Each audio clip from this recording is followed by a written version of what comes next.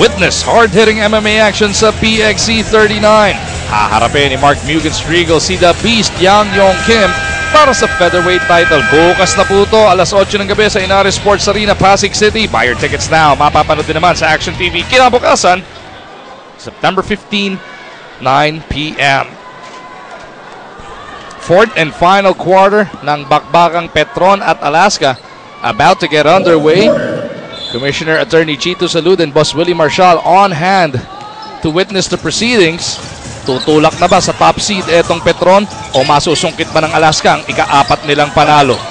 Petron on the attack, turns it over to open this final frame. Mag-umar dyan po, kasama natin si Dominic Uy together with Riza Diaz, ang inyong trio para dito sa Sports 5 coverage ng inyong PBA. Toss at the post, Junmar on him, the jump hook doesn't work. Abueva battling two white shirts.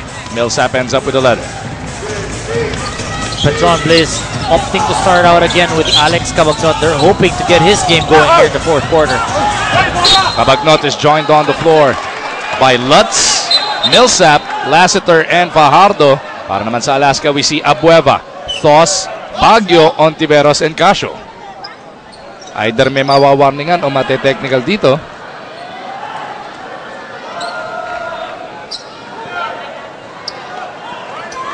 Warning on assistant coach Todd Purvis, fourth and assistant for play.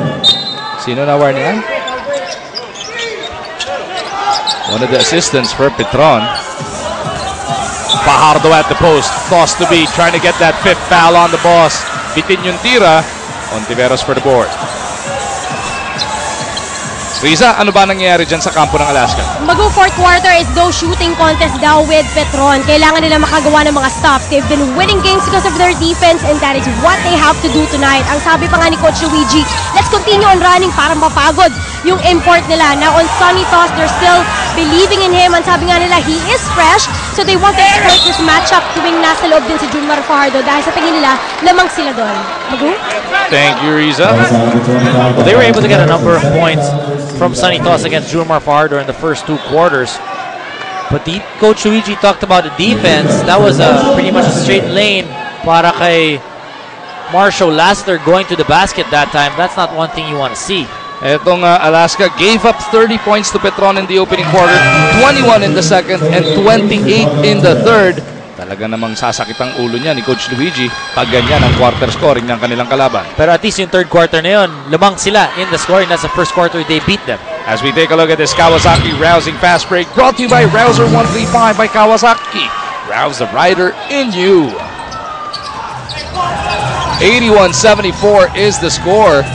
Alaska, 7 puntos ang kanilang inahabol rito. Abueva gets away from Millsap. Gets it to Tony. Baseline jumper. Sa'yo nililista. Ando na eh, no? Dapat ma-Instagram nga yan. Kung pwede mo lang ipagsabay.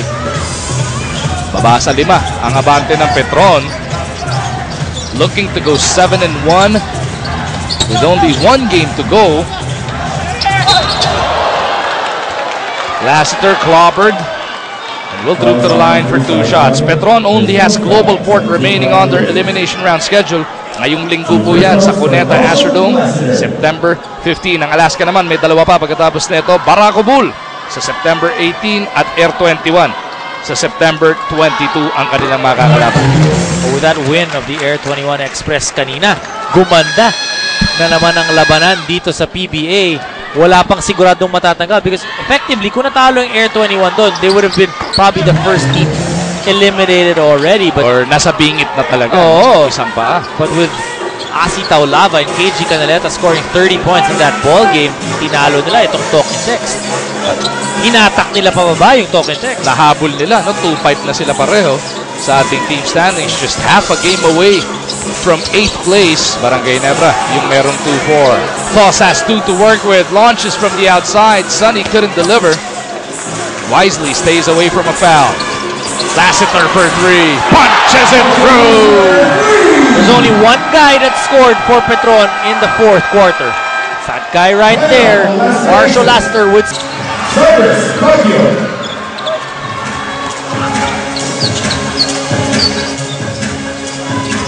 As deadly as Petron's entire lineup has been.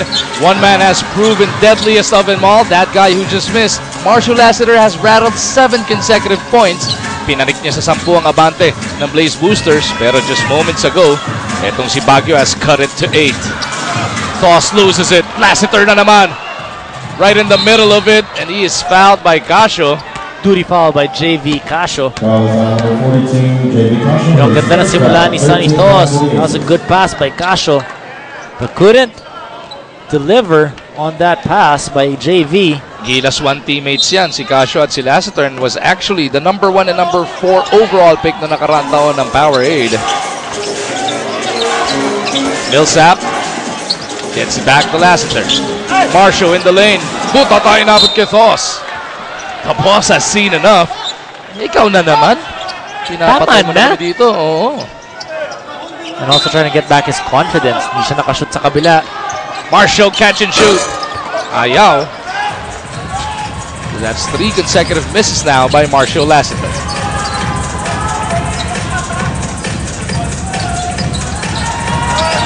McInnes looking to attack. Etong si Millsap.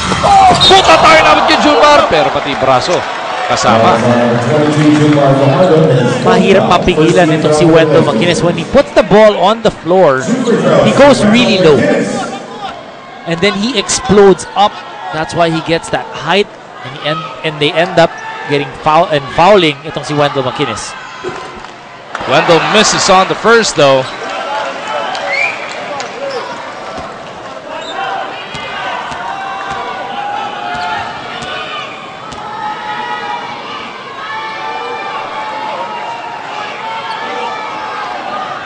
McInnes takes care of the second.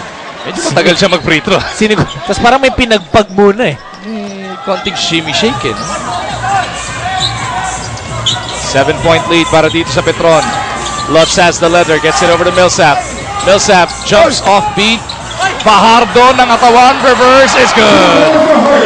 Creating space for himself, using his arms to get free and the deuce. Baliksa siya mga bante rito ng Blaze Boosters. Alaska has just under 8 minutes to try and make up the difference. McInnes na naman. Sobra. Fajardo loses it. Millsap trying to save it pero yung pabounce niya dun na sa baseline niya.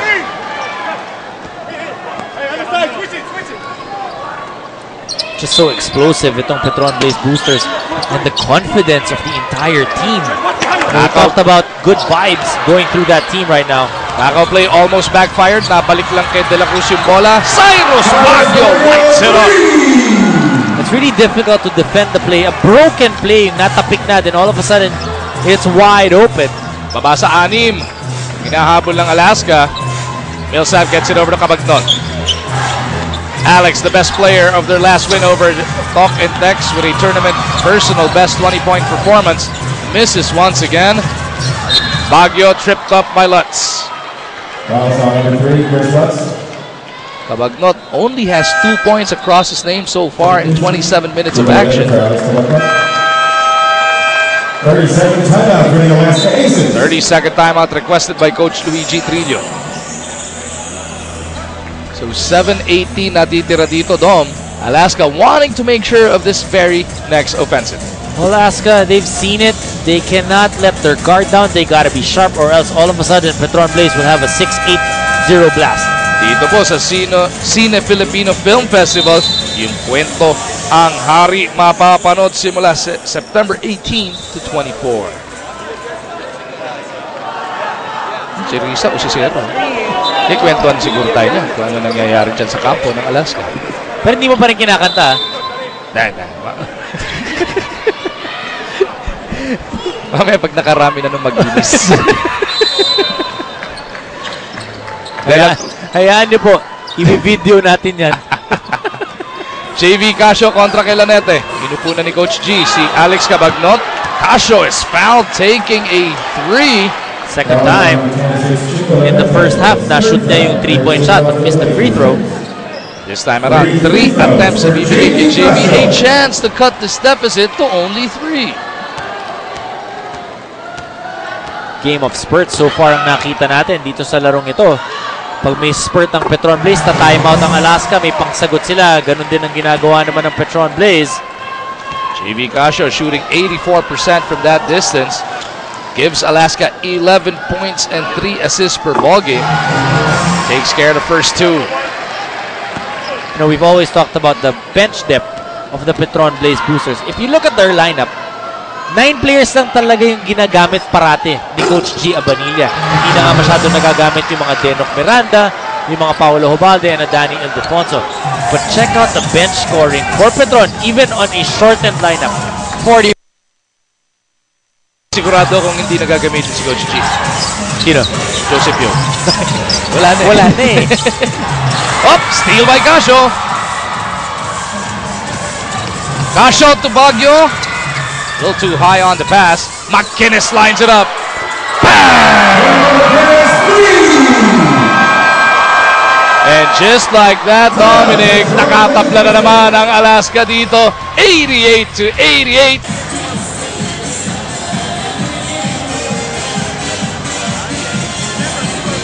Etong Petron Blaze Boosters looking to recover. Less than 7 minutes remaining in this contest. Alaska nakapagdikit-dikit ng sunod-sunod na puntos, kaya tabla na ang ating labanan sa 88. Baguio hitting a 3 from moments ago. Kapalo-apan pa ni Wendell McInnes. Chico Lanete magtatawid ng bola para sa Petron. Lanete has Arwin popping out. Arwin pinaalis, ito si Junmar. They want Millsap off the isolation. De La Cruz trying to keep in front of him. Millsap fading away. Tumama sa gilid. At naputokan pa sila ng 24. We talked about the defense for the Alaska Aces. They need to tighten up, and that's what they've done here in the second half. Casio looking for that space. Naipit ng dalawa. Nakaw ni Santos. Baguio gives chase. Arwin trying to jump into him. Arwin on the putback. Alaska Aces, one of the teams that is not able to get down on defense pagdating sa fast break because they really like to slow things down. But that time, they should have seen it. JV for the lead. No go. Best look he's had all night. Ang dami kasi ng pick na binigay ni McInnes. Millsap on the move. Is tagged. Even if Coach G has a 9-man rotation, pretty much all throughout this conference, makikita mo parang hindi napapagod yung mga player niya. Timeout requested here. With Elijah Millsap trooping to the line sa aming pagbabalik. At ito, hindi na pala tayo magbe-break. Dom, silipin na nga natin, nasa na nga ba ang lahat ng team so far in the Governor's Cup? Petron Blaze, of course, leading with 6 straight wins, 6-1. Then the San Mig Coffee Mixers, Rainer Shine, and Barako Energy Cool, and the Meralco Bolts all tied there. Alaska gustong manggulo dun sa second place, ano? If they end up getting that fourth win, yun, dikit-dikit yung ating mga kupunan. 5 kupunan yan, magkakatabi. So nobody yet natanggal na. You know, that's how important. It's a short conference. Only 9 elimination games and yung bottom 2 matatanggal. At nakita nyo, lahat po ng team Puera Petron, 3 na po ang talo, which means Petron lang ang pwedeng o kakayaning pumanik sa 7 wins at least. At pagka nakuha nga ng Petron yun, either tonight or Sunday against Global Port, sigurado na top seed sila. Top seed comes with that twice to beat advantage. And of course, will be taking on the 8th seed as we remind everybody na masusubaybayan na ang PBA sa Action TV International. Sa Middle East via Orbit Showtime Network, sa Europe naman via OSN TV Tomorrow at sa Guam via MCV Broadband. Sabihan na ninyo ang inyong mga kamag-anak na abangan ang maaksyon na labanan ng PBA pati na rin ng UFL sa Action TV International. Magandang balita yung binalita nila kanina, di ba? Na madami mga bagong mga TV shows na ipapakita sa TV5. Okay, gusto mo si Richard magka-show? Hindi, yung mga iba. 91-88, Petron, abante na naman ng 3. McInnes looking for Abueva. Calvin, kababalik lamang. Last time nakita natin siya, naputata siya na ito ni Santos. Abueva gustong bumawi, goes glass, no. Fajardo for the board and is fouled on that rebound. Sa puntong ito, makibalita ulit tayo kay Ms. Riza. Magunuhulik tayo mga Coach Luigi Trillo. Ni-review niya yung mga defensive assignments ng Alaska Aces para daw hindi sila nagkakalituhan at walang makakalimot sa sino kailangan nilang bantayan. Now, on the offense, they're looking into maximizing itong presence ni Wendell at ni Sonny at the same time because with dalawa daw ang option sila. Wendell can shoot from the outside while Sonny can attack very strong on the inside. Bagu? Thank you, Riza. Actually, both big guys can attack from the inside and shoot as well.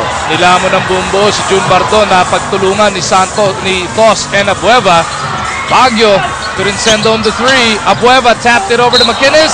He is fouled dito sa kabilang dulo.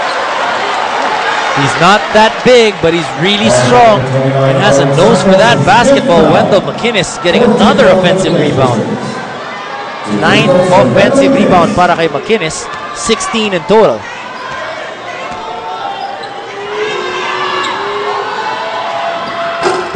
McInnes takes care of that first free throw. Second one can bring them to within 1 point. Intis yung pangalawa para kay Wendell. Hustle play para kay Calvin Abueva, forcing that jump ball.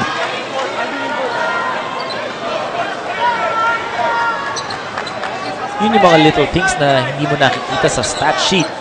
But the coaches definitely appreciate and take note. Millsap against Abueva. Nakauna pa doon si Calvin. And Alaska will set up this attack. Alaska will shoot for the tie. They go to Abueva. Tabla na naman tayo. Parang nadaan sa knockout yung play na yon. Calvin Abueva just being aggressive, getting that 2 points. 9th deadlock of this contest. Millsap looking to break it. He launches a pass papunta kay Fajardo. Abueva breaks it up.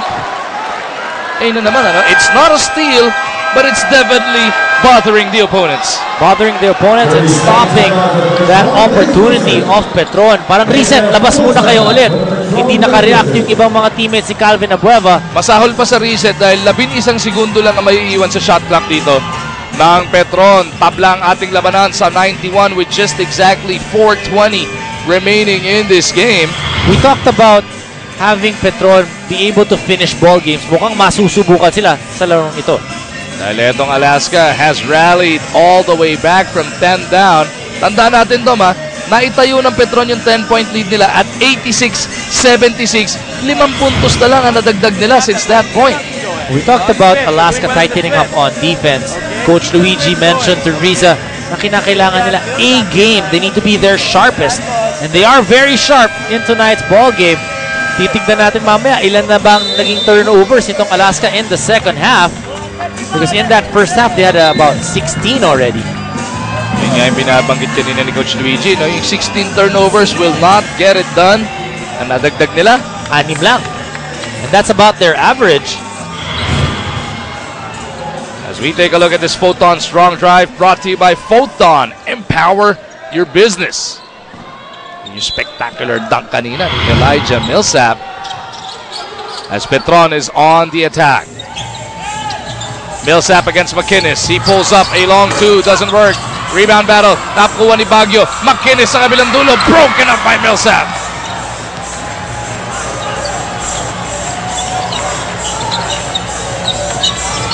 Millsap wanting to take it to the rack. Goes glass for the 2 points. Elijah Millsap only with 4th point dito sa 4th quarter. But you can see that he wants to take charge. Exploded for 21 in the first half. Has been slowed down here. But he is getting enough. Millsap once again. Gets the basket. May kasama pang... Walang kasama. May kasama pang laglag. Yun. Wala ko meron eh. Casio gusto bumawi. Couldn't handle that leather though. Abueva to McInnes. Oh, overshoots the mark. Looking at the referees, Petron looking to capitalize. Yung tulong na yun ni Junmar Fajardo forced McInnes to change his shot. Millsap against Toss, off the switch. Here's a three. No. Rebound battle, merong foul. Baseball foul number 13, Marshall Lassiter. as we send it over to Riza. Mag-usabi ni Coach G Abanilla, rebound is the most important thing na maibibigay nga nila ngayon because without it, wala nga silang magagawa. Now, as for Sanito's presence, sabi, take advantage. He is in foul trouble, so that's a green light for Junmar Fajardo. Now, yung katulad ng sinabi nyo, in situations like this, it would build their character. So no matter what, they stick together, White stay aggressive. Yan ang utos. Toss with a big basket from the baseline. 95-93, Petron looking to add to this 2-point lead. Kabagnot, ibinalik na ni Coach Gito. Well, you want your number 1 point guard to finish the basketball game kahit di siya nakakapuntos. Lassiter tagged and will have to earn his points from the line. Lassiter is down for the count right now. Definitely shake it up. We talked about Alex Cabagnot. You know that he can score once given the opportunity or when he wants to. And you understand also that he will give you good decisions. Yan yung baseline jumper galing kay Thros off the kick mula kay Casio. Ito naman yung inabot sa mukha. Etong si Marcio. Baguio whistled for that person. All important charities coming up para dito kay Marcio, looking to push this lead to 2 possessions.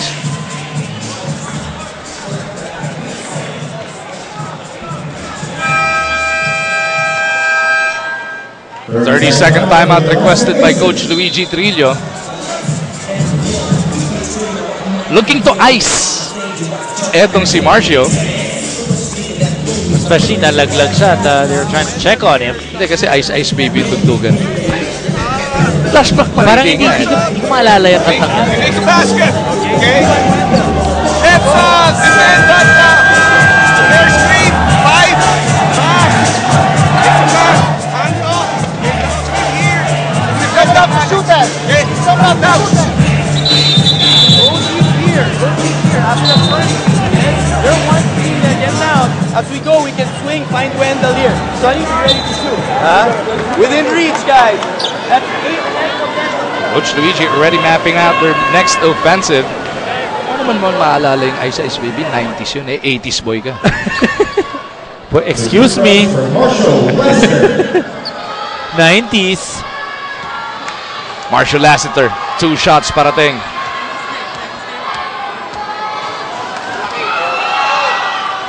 Misses on the first. Coach Luigi has done this time and again, freezing free throw shooters. He has been successful. And you like how almost every time. How positive he was in that timeout of theirs. Really putting the confidence in his players, telling them that it is within reach. Bakit nga naman hindi? 1 possession game lang to. 96-93, just over 2.5 remaining inside of Phil Sports. Casio getting them into their set. Toss will off for the pick. Casio sees a crack in the defense. Not teardrop goes. JV Casio slowly but surely now with 13 points. Most of them, or the 5 points, nanggaling din sa 4th quarter. Slowly but surely, commercial ng Pure Foods dati. Oh, away from play, Abueva crashes to the floor. Pero siya rin yung napituan ng foul dito as he tried to fight over that pick from Fajardo. Penalty na ang Alaska, 2 shots para kay Junmar. Fajardo.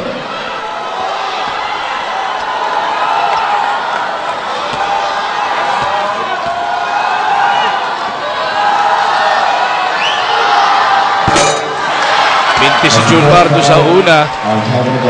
Might just be a blessing in disguise para sa Alaska. Yung naipitong foul na yun. Junmar splits. Petron's lead is at 2 points. Baguio in the front court. Gets it over to JV.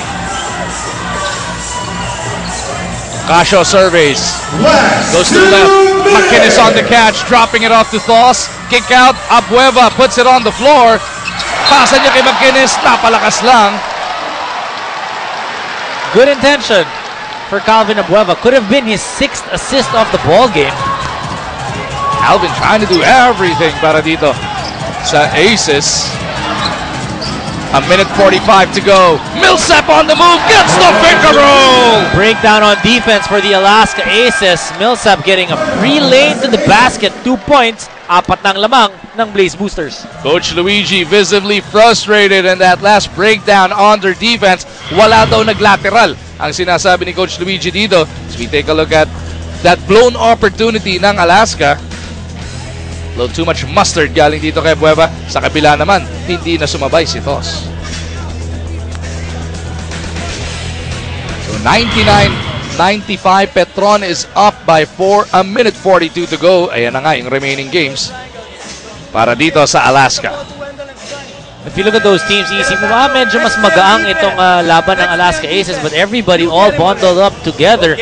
So, no easy game for any team dito sa ating elimination round. Yung Baracobul is at 4-3. Yung R21 has acquired etong si Asi Taulava and Joseph Yo and has just come off a huge win over Talk and Text kanina po. So, talagang yung yung matchup dito sa PBA, pantay-pantay lang. As Petron will have to contend with Global Port this coming Sunday sa Cuneta Astrodome. Abueva maglalabas, kasama niya si Casio, McKinnis, Tos, and Baguio. McKinnis goes cross court. Baguio beyond that 3-point line, puts it on the floor. Tos will pull up from 18, gets the 2 points. Big basket by Sonny Tos, 17 points in total. We talked about him being able to shoot from outside and inside, back-to-back na dito sa fourth quarter yung kanyang jump shots. A minute and 17 remaining in the game. Petron looking to push it to a 2-possession lead. Millsap again, this time McKinnis keeps in step with him. Lassiter misses. Rebound McKinnis. Looking for his point guard, JV Casio. Will try and set this one up. Balik sila kay Sonny. Fajardo on him. Toss on the move. Goes to the left. Sonny misses. Everything but the shot para dito sa the boss. That would have been huge para kay Sonny Tos. Millsap looks over at his bench. Coach G tells them to go. Millsap has 8 seconds on the shot clock. McKinnis in front of him. Pasa kay Lassiter. 3 to shoot. Marshall sidestep. Gets the 2 points. Alaska doesn't call a timeout. Here comes JV to Abueva on the run. Calvin puts it up and in. Kasama pang foul. What a great reaction by Calvin Abueva.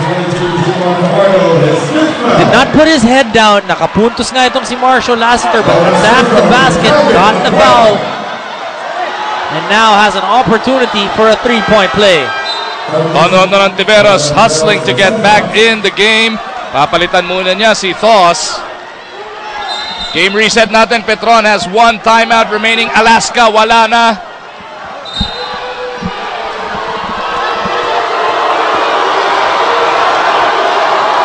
Abueva completes the 3-point play. 101 to 100. We got a 1-point ball game. Well, Petron wanted to test their character. The Alaska Aces definitely pushing them to the limit in today's ball game. 24.7 seconds remaining. Petron, all they need to do is get it inbounds. Getting the basketball, Santos. We don't want Arwin getting the basketball, so we'll guard Arwin. We want Arwin to get the ball. No, we don't want him. We don't want him. Arwin Santos. So we're denying him. Okay, make sure match stop. Okay, you got Fajardo. If Fajardo's taken out of the game, it's get the biggest big. Okay, we can switch. Okay, now first things first. Listen here, stay with me, Don. We haven't used the delay of game. So whoever once he gives it in, we can step in. Okay, so we can see where the ball's going. Okay, we got a foul. Okay, we got a foul. I don't. So if we foul and free throw happens, we're going through. JV's got it. Okay, Calvin and Wendell set those screens. Okay, as we go. Wendell here. Okay, Wendell here. Calvin's the first screener. JV goes, Jay, be aggressive with it, huh? Then you can back pick Calvin for Wendell. Okay, just spread the floor. Just let JV go.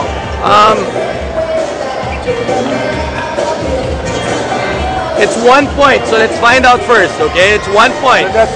Okay? Yeah, okay. So match up, delay of game. Once delay of game happens, we foul. Okay, then we can find out if it's 2 points or 3 points. Okay? Our game. Let's go, our game. Coach Luigi Trillo covering all bases here. Wala na nga pong timeout. Etong Alaska ang Petron, may 2.30 na natitira. Well, he already went through the options. Sinabi niya kung ano mangyayari. Alam niyang wala na siyang timeout. Very aware of the game situation. And expect the delay of game. Pinailin nga niya no, na hindi pa nila nagagamit yun. So Casio will be stepping into this inbound by Lanete. As they take a look at the ball going to Alex Capagnon. All they wanted to deny was Arwin Santos. Everybody else, okay lang kay Coach Luigi. They got a foul. Millsap is tagged by McInnes. So everything that they wanted in that timeout, nakuha ni Coach Luigi Trillo. So, etong si Elijah Millsap shooting 10 of 12 tonight will be tested. Even if he makes both, it's just a one-possession game. Making that first free throw. Well, this is what he was saying. They'll have to see kasi 1 point lang kanina. Ngayon, 2 points na. Their decision whether to take a 2-point or a 3-point shot. Millsap steady, makes it a 3-point lead. Abueva sasalo. Alaska's gotta go. Abueva jumps a pass out to Casio. Baguio pulls up. No. McInnes puts up a 3. No. Millsap with a rebound. And with 9.9 seconds remaining, Millsap will be tested once again. I'm not so sure why they forced that 3-point shot so early. There's still a lot of time. There was no more shot clock. They could have run that down and could have gotten a better shot. But there's still time. May oras pa, may chance pa. Kung magbintis itong si Elijah Millsap. 2 free throws for Elijah Millsap.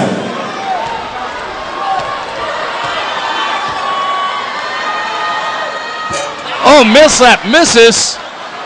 And Alaska praying for another one here.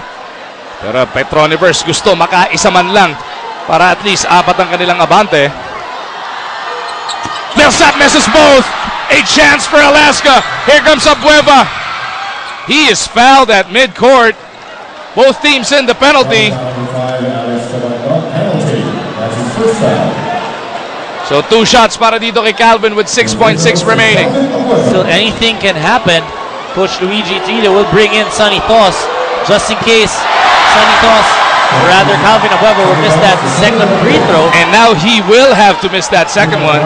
Gusto nilang mangyari doon, dapat pumasok yung una. And that gives you options. That gives you options. But this time around, Calvin will need to miss this one para mapunta sa isa sa kanyang bigs.